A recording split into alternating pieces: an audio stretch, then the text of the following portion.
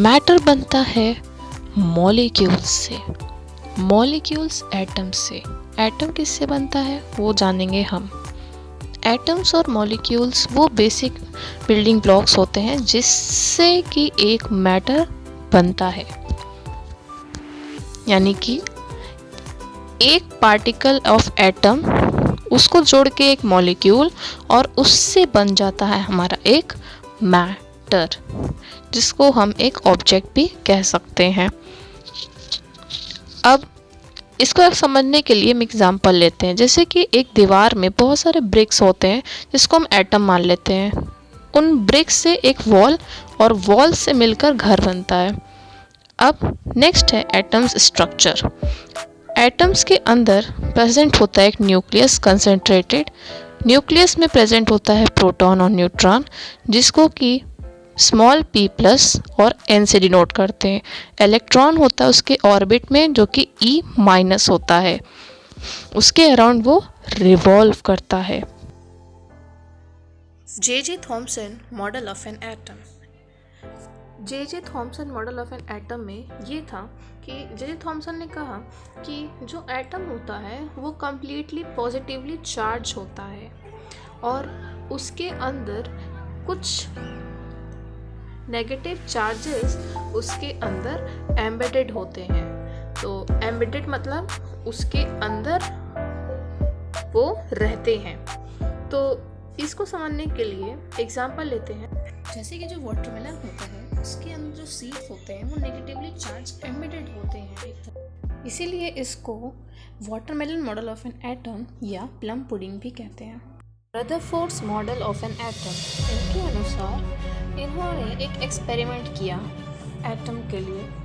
इन्होंने एक एक्सपेरिमेंट में ये किया कि एक लीड लाइन बॉक्स लिया जिसमें एक होल किया और उसमें एक रेडियो एक्टिव सोर्स को से एक लाइट मारी जो कि अल्फ़ा पार्टिकल्स इसमें प्रेजेंट थे। तो उन्होंने एक गोल्ड फॉइल ट्रैप भी लिया था और उसे कुछ इस तरह से अरेंज किया कि गोल्ड फॉइल के अराउंड एक फ्लोरोसेंट स्क्रीन भी कर दिया था अरेंजमेंट, जिससे ये प्रूव होता है कि गोल्ड फॉइल में पॉजिटिवली चार्ज पार्टिकल्स एटम्स के प्रेजेंट हैं, क्योंकि अल्फ़ा पार्टिकल्स में पॉजिटिवली चार्ज पार्टिकल्स होते हैं, जिसे कि डिफ्लेक्ट करने के लिए कोई पॉजिटिवली चार्ज पार्टिकल ही चाहिए ताकि वो डिफ्लेक्ट कर सके। तो इससे प्रूव होता है कि एटम्स के अंदर प्रोटॉन्स प्रेजेंट हैं। जो न्यूक्लियस है वो पॉजिटिवली चार्ज है और इससे ये प्रूवन होता है कि जो न्यूक्लियस है वो एक्चुअली में पॉजिटिवली चार्ज प्रोटॉन की वजह से है। कंक्लूजन नंबर 2, जो न्यूक्लियस है वो इलेक्ट्रॉन्स को हेल्ड करके रखता है एक कोलम्बिक फोर्स ऑफ अट्रैक्शन से। जैसे कि सोलर सिस्टम में सन 8 प्लैनेट्स को अपने साथ एक फोर्स ऑफ अट्रैक्शन से कंबाइन करके रखा रहता है।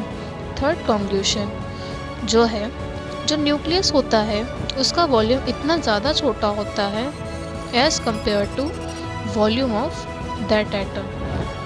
जो नंबर ऑफ इलेक्ट्रॉन्स होते हैं वो इक्वल होते हैं प्रोटॉन्स के जो उसके अंदर होते हैं, लेकिन fail to explain distribution of Bohr's model of an atom. इनके अकॉर्डिंग जो एटम है उसके अंदर इलेक्ट्रॉन्स रिवॉल्व करते हैं अराउंड द न्यूक्लियस और वो एक फिक्स्ड डेफिनेट ऑर्बिट में ही रिवॉल्व करते हैं। हर एक ऑर्बिट में एक डेफिनेट एनर्जीज होती हैं और उन एनर्जी शेल्स या ऑर्बिट्स को हम नंबर एज 1, 2, 3 या 4 करते हैं या KLMN शेल्स में रख। इलेक्ट्रॉन जो है रेडिएट एनर्जी नहीं करता है जबकि वो एक पर्टिकुलर पाथ में रहता है। इलेक्ट्रॉनिक कॉन्फ़िगरेशन ये इसलिए होता है ताकि इससे रिप्रेजेंट हो सके the number of electrons present in atom. Atomic number and mass number.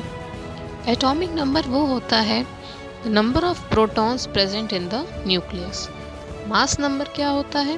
The sum of protons and the neutrons is called mass number. Valence electrons and valency, number of electrons outermost shell में जो present होते हैं वो valence electrons होते हैं। Valency जो है capability of number of atoms to take part in chemical reaction, यानी कितने इलेक्ट्रॉन्स केमिकल रिएक्शन में पार्ट ले सकते हैं। आइसोटोप्स एंड आइसोबार्स, जो एटम्स जिसके सेम नंबर ऑफ प्रोटॉन्स होते हैं but different number of neutrons, जैसे कि 35Cl17, 37Cl17।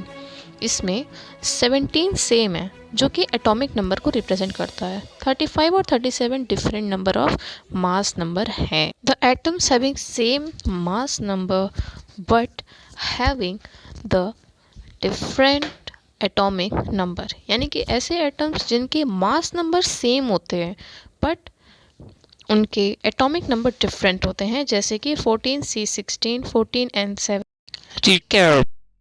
Structure of an atom, Thompson model of an atom में ये था कि जो एटम होता है वो पॉजिटिवली चार्ज एक स्फीयर है जिसके अंदर इलेक्ट्रॉन्स एम्बेडेड होते हैं। Rutherford's model of an atom के according most of the mass जो एटम का होता है वो न्यूक्लियस के अंदर प्रेजेंट होता है। Bourse model of an atom के अकॉर्डिंग जो इलेक्ट्रॉन्स होते हैं वो ऑर्बिट्स में रिवॉल्व करते हैं और एनर्जी को रेडिएट नहीं करते। बोर-बरीस्की, इसके अकॉर्डिंग जो शेल्स हैं वो एक स्टेप वाइज मैनर में ही फिल्ड होने चाहिए, जैसे कि जो सेकंड शेल होता है यानी कि वो उसमें सिर्फ 2 ही इलेक्ट्रॉन्स हो सकते हैं, उससे ज़्यादा नहीं। थर्ड शेल में केवल 8 इलेक्ट्रॉन्स ही प्रेजेंट हो सकते हैं, उससे ज़्यादा नहीं। वैलेंस इलेक्ट्रॉन्स एंड वैलेंसी क्या होता है? इलेक्ट्रॉन्स जो आउटर मोस्ट सेल में प्रेजेंट होते हैं जितने number of electrons. Valency combining capacity होती है एक एटम की, एक एलिमेंट की, उसे वैलेंसी कहते हैं। आइसोटोप्स एंड आइसोबार्स, कुछ एटम्स जिसमें एटॉमिक नंबर सेम होते हैं बट मास नंबर डिफरेंट होते हैं उसे आइसोटोप्स कहते हैं। एटम्स जिसके पास एटॉमिक नंबर होते हैं डिफरेंट और मास नंबर सेम